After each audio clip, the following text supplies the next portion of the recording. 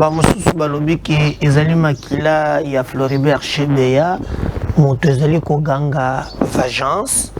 Bamosusu balobi il était grand temps que bato mingi basala confession mingi balobi ki ezalaki attentat. Nini tozolobela na premier sujet batata ba mama bandeko tozolobela likambo oyo elekaki lobby na Joseph Kabila Kabange. Je crois que bolandaki yango na ba réseau lobby na salaki direct pour na ko expliquer bino en long et en large. Tozana ba élément ya sika Kabila azali wapi nini komelie. Voilà quand même prénom numéro na biso tokosolo na bino mokolo ya lelo.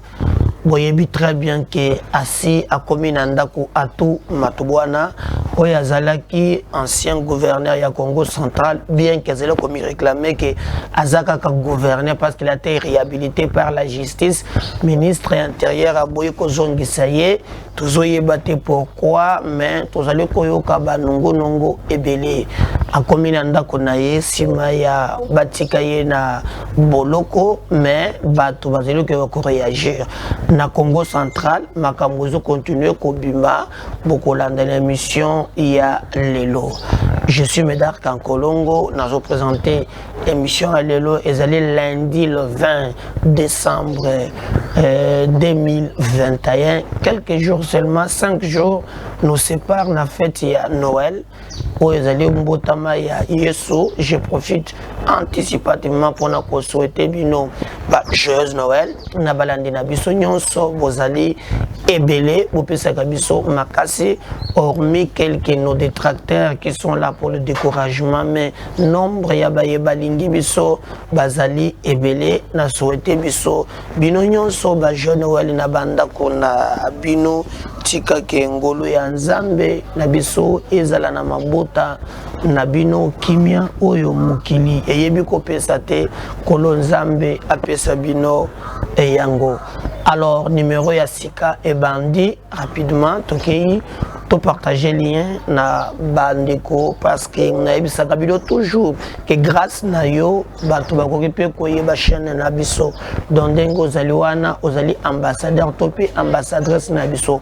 Il faut toujours nous faire plaisir et à partager lien oyo na bandeko mosusu. Tu peux le faire na yo moko na ndeko na ba groupe na ba page, tu peux le faire pour nous soutenir, c'est très important. Ce qui peut aussi laisser ko partager yango bongo okokipe kokamata toujours ces liens ko senga ndeko moko à s'abonner bato ba s'abonner massivement sunga quand même que na canal na yo bato ba yeba ko s'abonner. Il y a des gens qui n'aident jamais kakaba kopé sabato ba ordre on a moto mosusu to lingi to sala boy et il le bito sala boy donc comme si il pense que non, quand on se lève le matin, toujours caméra tombe de conformer, nous sommes en service, non. Nous le faisons parce que nous sommes en amour et à Congo et parfois ça nous coûte, mais nous avons l'option de vous informer. Le plus important pour nous c'est que Baoyo Bazo Sala Yango Totondi Bino, Topesi Bino, merci Mingi. Alors, premier sujet, Otobengi, premier élément pour na Biso Mokolo Oyalelo. Lobby na monique étoile ezalaki tellement inondé na niveau ya ba réseaux sociaux bon monaki vraiment lolenge nini ba photo bato balobelaki yango mingi ya nini ya Joseph Kabila Kabange oyo azali ancien président de la République Yambuka Nabiso qui a géré ce pays pendant 18 ans. Pour le moment, Azali sénateur à vie. Donc Kabila pour le moment Azali sénateur à vie. Et d'ailleurs, il a eu la chance vraiment de se taper Babiloko Ebele entre autres ferme na ya Kinga Kati. Kabila d'ailleurs azalaki te a omelaki mwa mingi libanda ya mboka Tanzanie, Afrique du Sud aye kozongela Lubumbashi nde bomonaki akomaki na nzela ya Kinga Kati.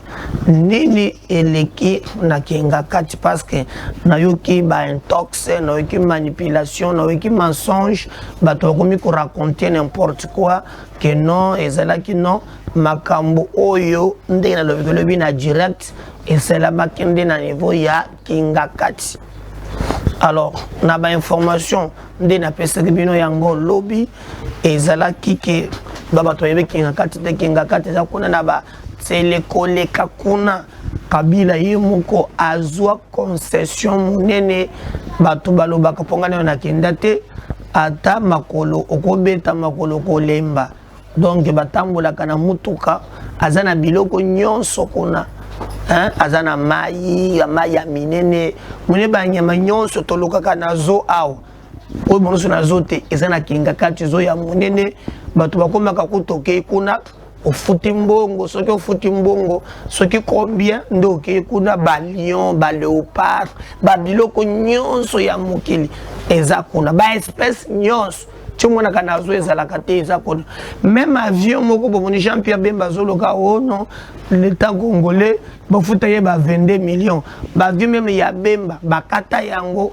basala ngo restaurant eza na restaurant ba avion donc soki tuna kinga kati eza na paradis terrestre kinga kati boyoka wana na sango azana banzela ya ba autoroute ya minene azana ba aéroport azana banzela ya kosakana te donc lobby ezalaki na ferme na ye ya kingakati selon première source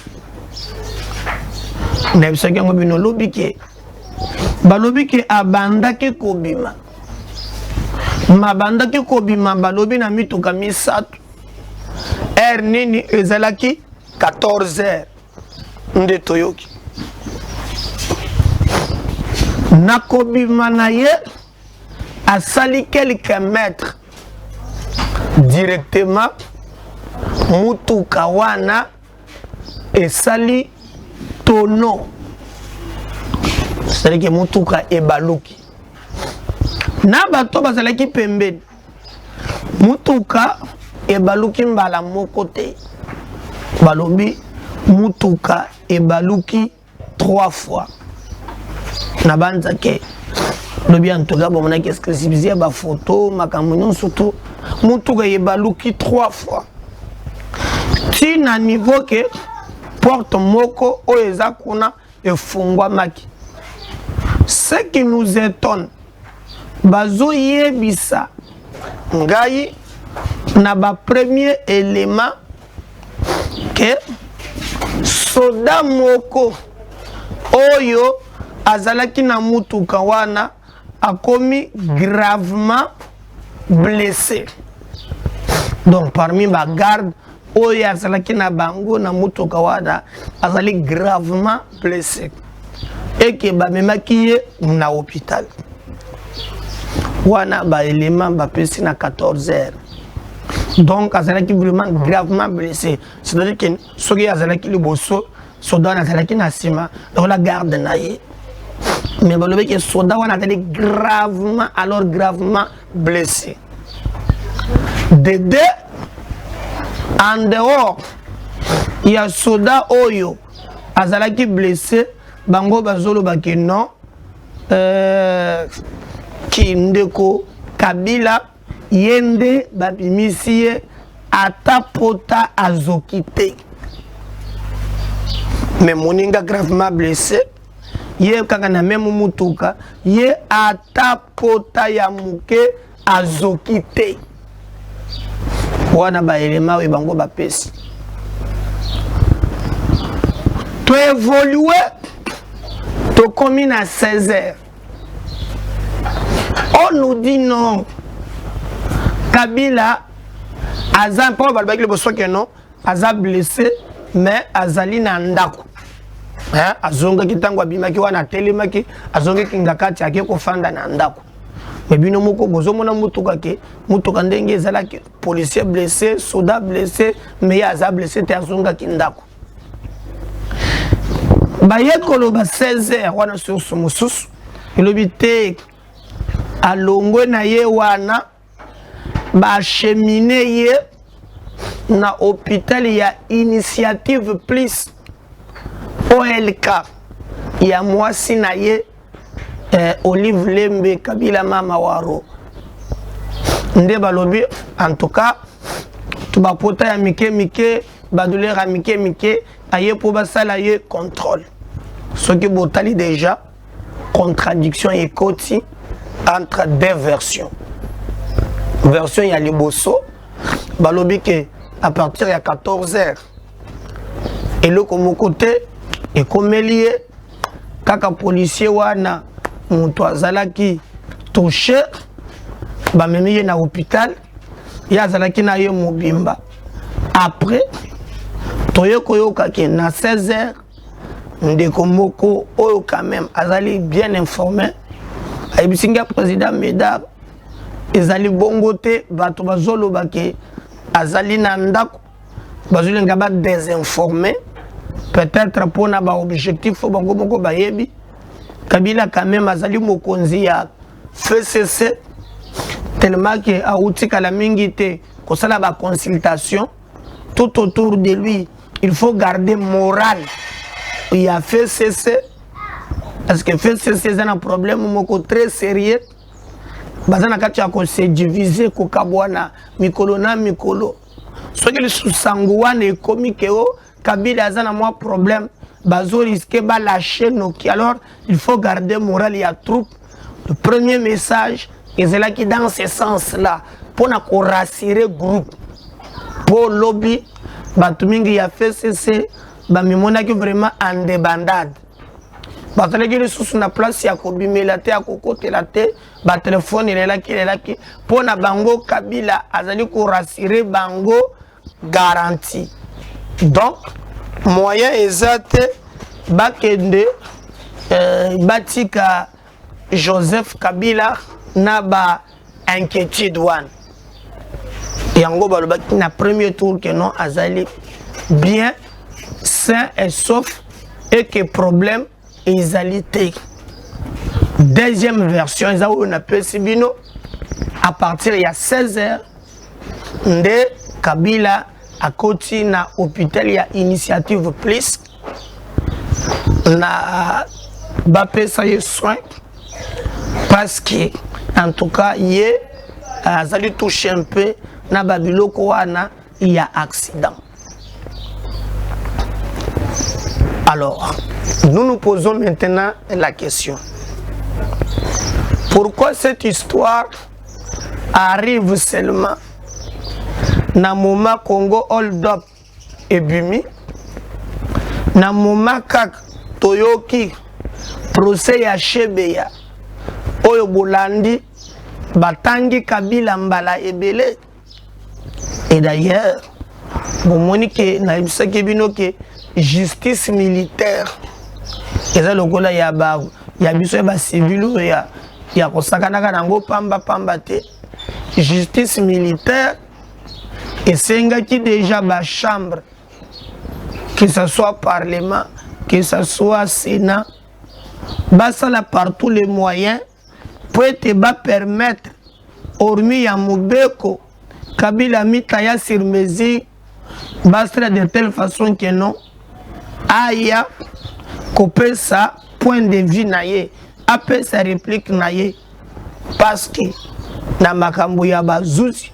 Mutu nyonso bakotanga ye na tribunal alina droit ya koya kopesa version na ye mbala musu bakoseli ye makambo mbala musu ezali ya solo alors justice militaire esengi na Kabila aya ye moko kopesa version de fait na ye. Alors maintenant nous disons na moment Congo hold up payé makambo oyo toyeki lisusu ya Shebeye Kabila salitono 3 fois abimisa et sauf tantôt aza na hôpital nini ezali koleka esika wana comme ba version zoba kisama bande kumusuba ibisingai président Médard Kabila aza na mutuka wana te mutuka wana ekoki kozala ndenge wana te ebaluki 3 fois muntu atikala sain et sauf. Kabila a compris que likambo ya Shebeya ezoya makasi et que balobi que ya acteur numéro 1 Dans ces conditions, à cause de la obligé, à y répondre les bosso ya bazouzi. Na likambo ya Congo do facilité na ba dossier mususu.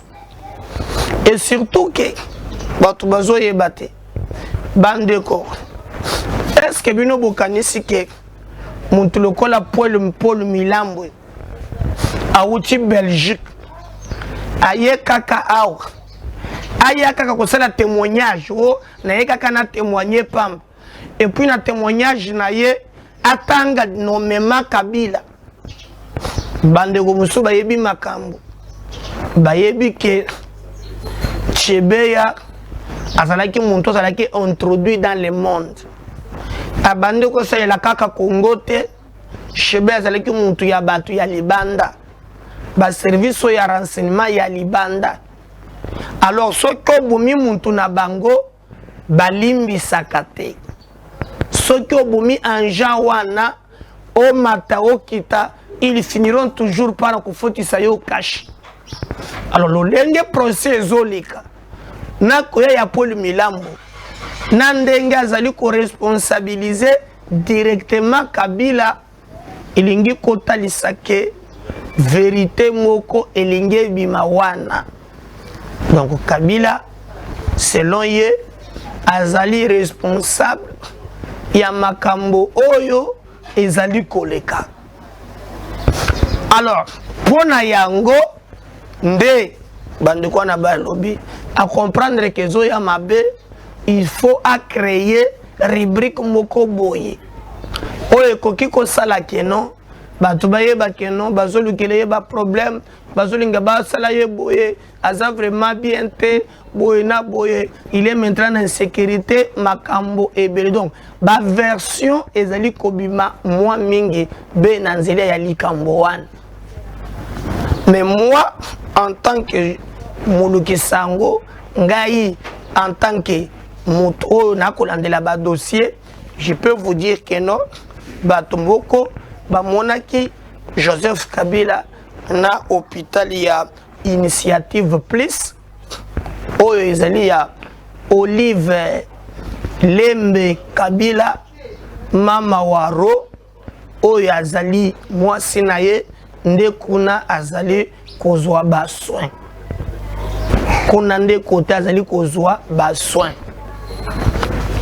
Mais bato balobi eza aussi oyo ba monaki eza aussi pas tellement grave qu'on le pense.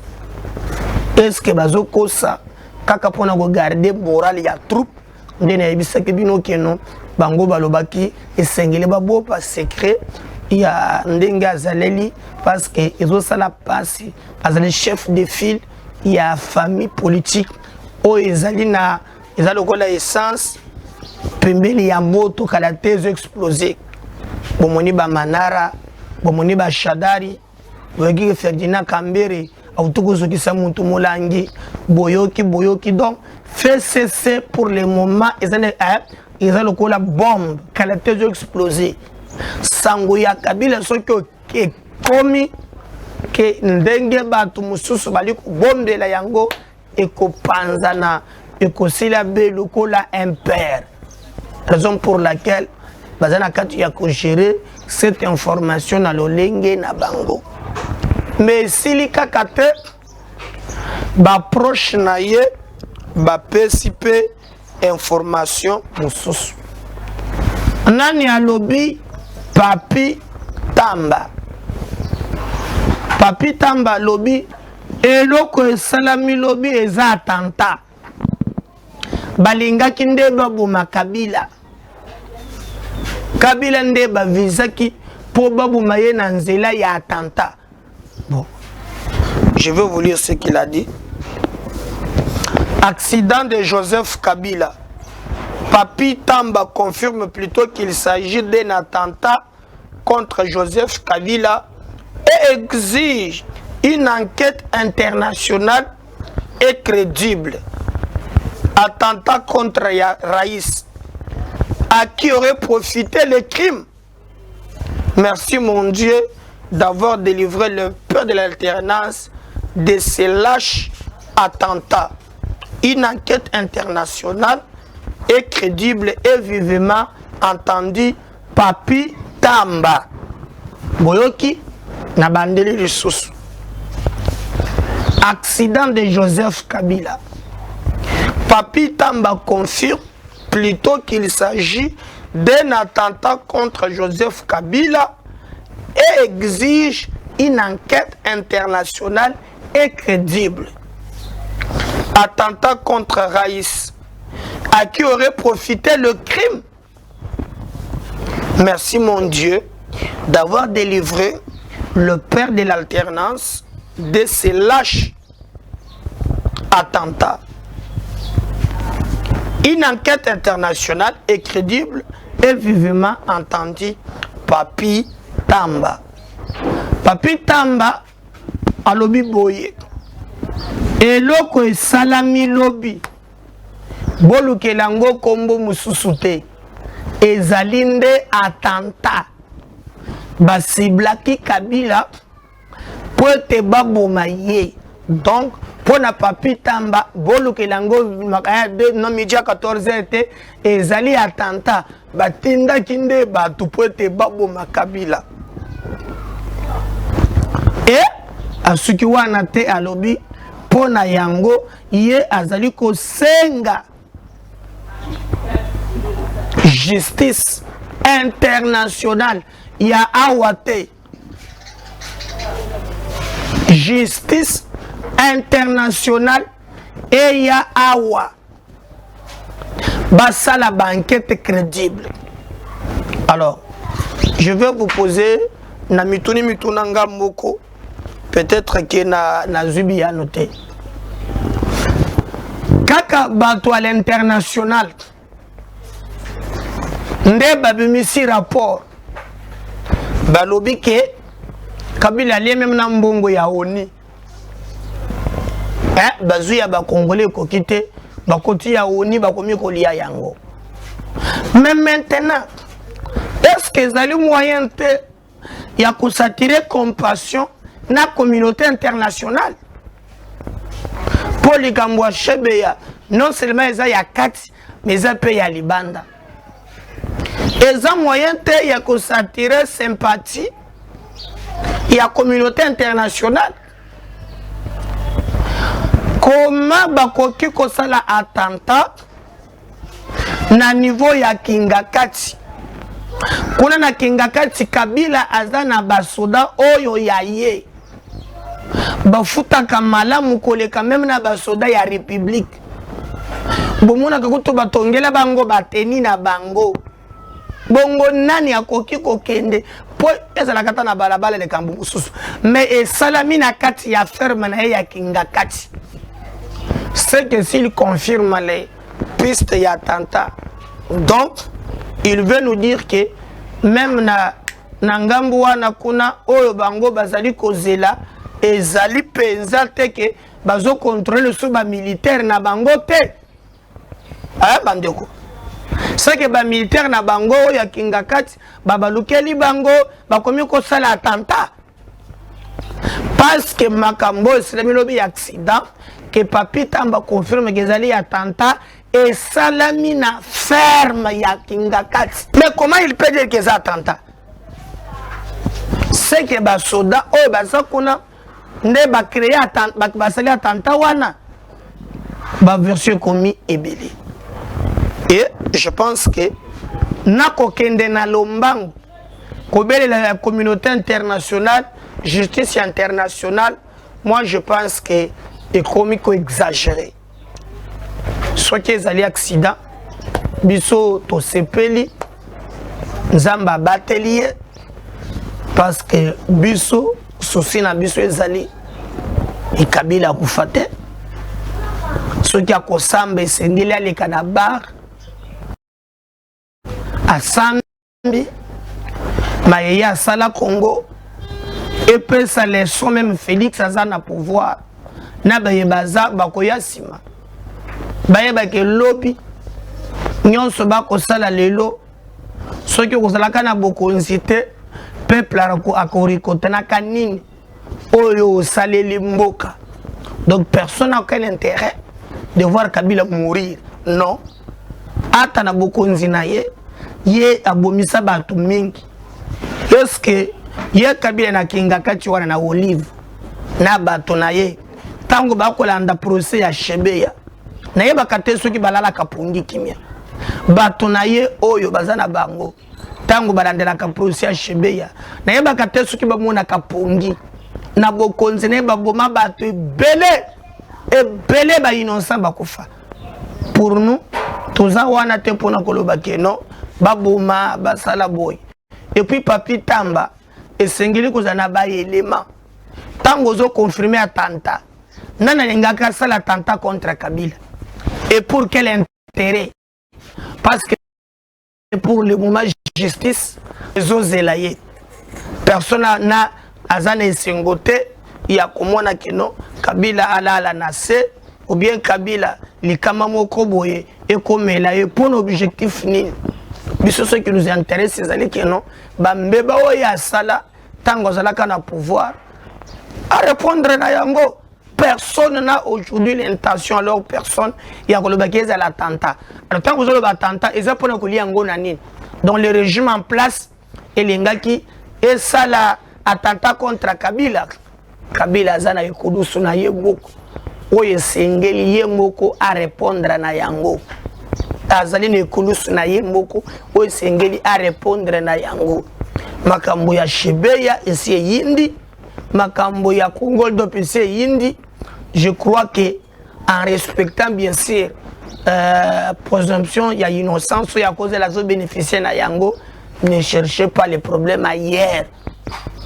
Et d'ailleurs il est même grand temps que non, il y a combien d'anciens chefs de l'État bambango ya kima kanango meme na nzela soye na Kishasa omona ndenga kimisaka mutuka azalaka ye moko na volant ezalaka pe malamu te parce que biso tozana besoin ya stabilité ya mboka na biso. Nous ne voulons pas tokota na ba débat et ba individu inutile et rotobandana na bomaki e ba assassina ki e ba salaki boy. Personne n'a cette intention. Mais bango natana bango ils ont assassiné Shebeya. Je crois que Bolanda qui chauffeur comment un policier là qui témoignait olenge ba omaki Shebeya même chauffeur na yeboyoka ki alobaki ke batozo ya na sachet to latisi chauffeur azobeka bozo bomanga na salinini malgré ça ils ont tué. Alors les papi Tamba et les autres comme baruta na système wana ya koboma bongo ya mutu zana tina te bazoka ni sepe que non et ezali penza na logique wana batozo konte nango non affirmer gratuitement que non sans enquête salema que non. En tout cas ezali attentat. Dieu merci d'avoir sauvé le peuple de l'alternance de ce lâche attentat boina boye. Je vais le dire, ne cherchez pas ma problème ailleurs. Makambo na bino bosali et sengeli bo répondre les bosso ya bazuzi. Donc bo retenir bande konangai ke au delà ya makambo nyonso bazali koloba Kabila Joseph azali ko se retrouver nde na hôpital ya OLK Initiative Plus ya mwasi na ye mama waru Olive Lembe et Kabila Kunande Joseph Kabila azali ko se retrouver biso tozali kolandela yango de près pour toper sabino information mosusu o makambo bazo sala ya tata ezali lukuta moto moko te akoki kosala likambo wana comme basengi justice internationale et esala musala me boyeba ke makambo wana esalamaki na ferme na ye oyo ye moko Kabila azali ko contrôler à 100% personne akoki koya na eloko na ye wana ndenga bukla bango ndenga sala kuna talaka kotukuna bachene eloko moko babenga trillion nde bazo benga yango eloko wana ezali ke soki penza oyeboye omikangi singa na libumu babwaki yo soki oke kuna moto ozofuta $100 bato bakendaka kuna plein. C'est bien sécurisé black. Même les touristes qui arrivent là-bas, il y a sur ces 20 barrières. Il y a même 20 barrières, au côté barrière, au côté barrière, au côté barrière.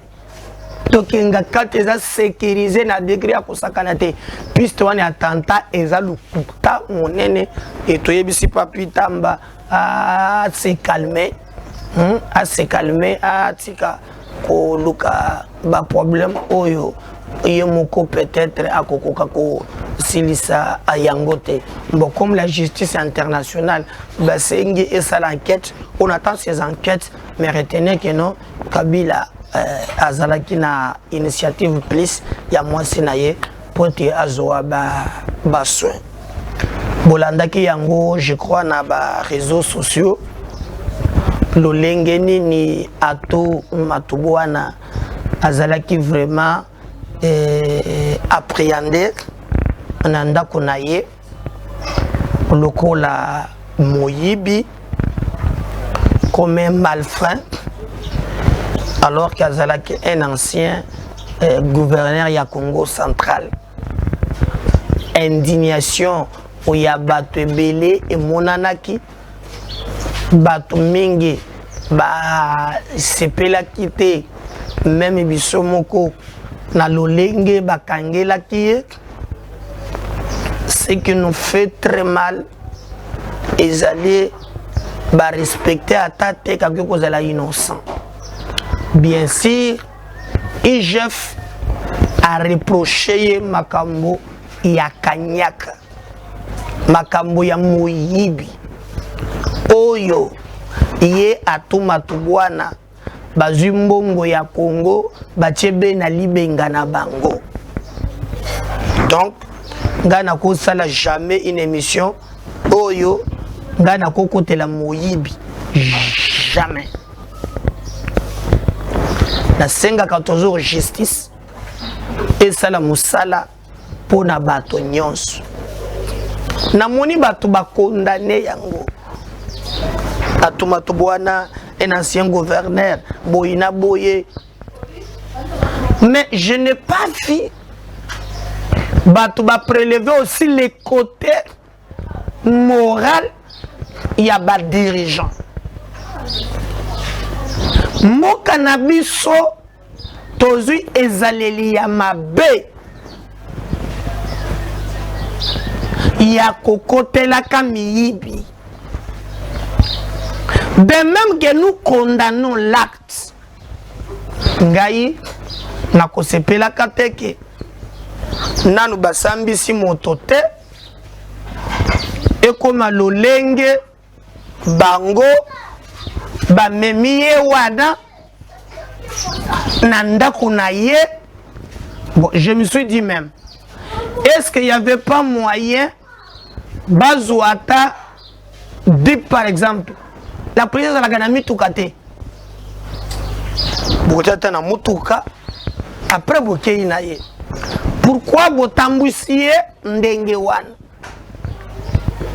Alors bandeko wana pe bayoka bapesipe version na bango balobi tango bakomi epa ya Atuma Tubwana bakutiki résistance ezalaki makasi tie komi na niveau ke policier moko ya Atuma Tubwana azui munduki a chargé bale koteki même na chambre et comment qui grave. Ça l'a fait que Atuma Tubwana a calmé bango. Il y a eu résistance, il y a makasi. Wana version ya banja oyo bakendaki kokanga Atuma Tubwana. Balobi résistance ezalaki ya kosakana te jusqu'à tel point que non babimisi mondi pour beta bango masasi. Wana version oyo ya bango et baye komemana nde bakomi na Atuma Tubwana tina balogo ya la police. Ndazolinga bolanda Jean-Claude Vwemba et après na kozonga pona sala quelques explications. Après, de conclure l'émission Ebiso, il y a les lots en abino. Suivez Wemba, on revient juste après. C'est avec déception, c'est avec honte, c'est avec tristesse, c'est avec une colère noire de suivre à travers les réseaux sociaux l'arrestation du gouverneur de la province du Congo central, représentant personnel du président de la République, Félix Antoine Tshisekedi Tshilombo. Être acheminé, que ce soit à la direction générale de la police, que ce soit au parquet, près de la cour de cassation, à pied, comme un vulgaire chien dans la rue. À ce jour, il est présumé innocent, puisqu'il n'y a aucun jugement qui a été fait contre lui.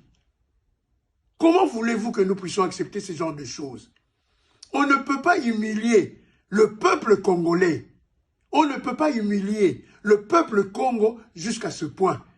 La dernière fois que nous avons vu ce genre d'image, que nos arrière-grands-parents nous le rendent compte, c'est quand on a cheminé Simon Kimbangu à la prison de Mbanzangungu, petite ville de l'époque.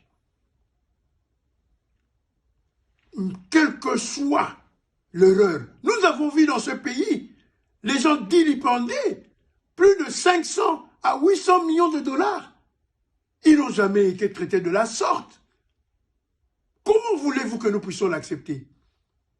Je lance un appel au président de la République. Vraiment, notre pays manque de véhicules pour acheminer quelqu'un que la justice doit attendre. L'amener à pied comme un vulgaire bandit.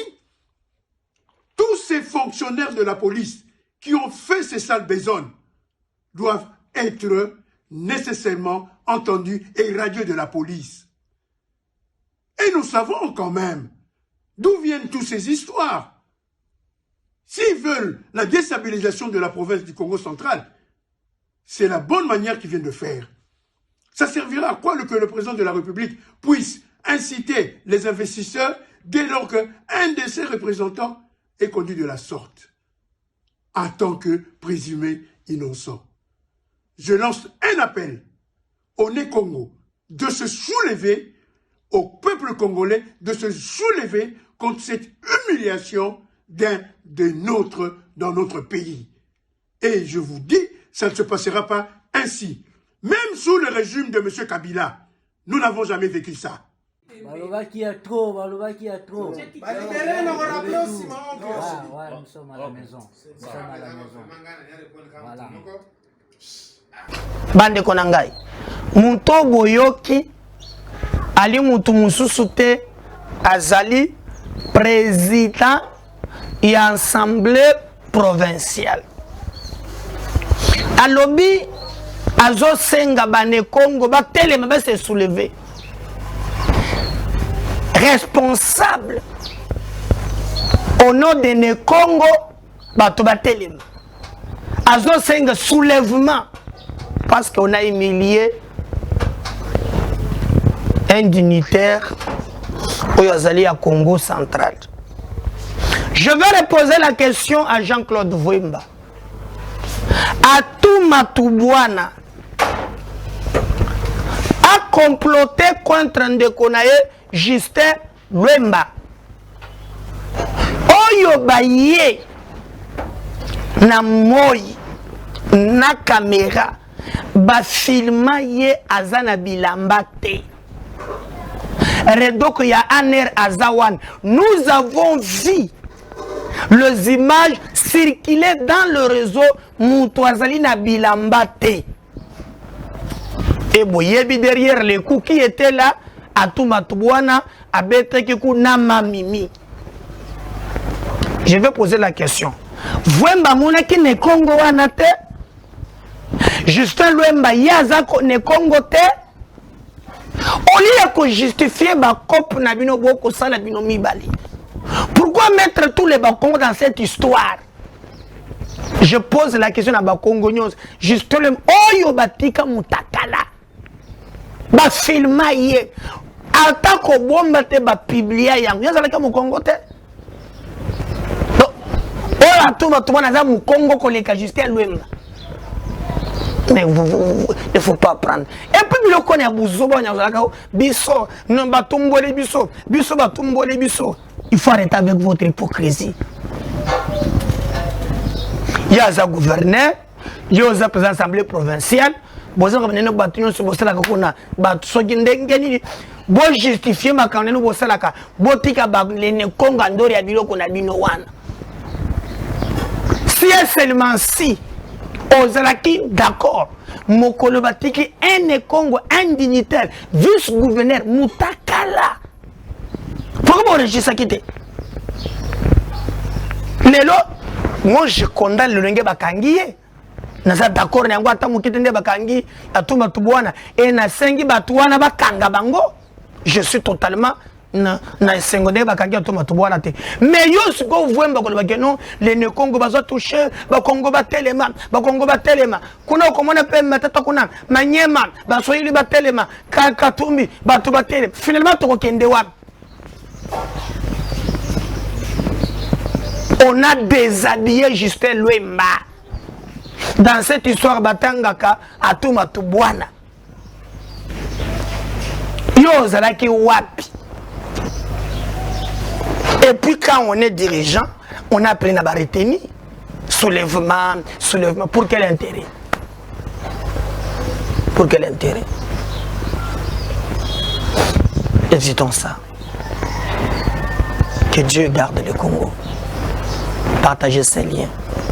Congo Totangango na bikolote, na NT, Totango Congo ensemble.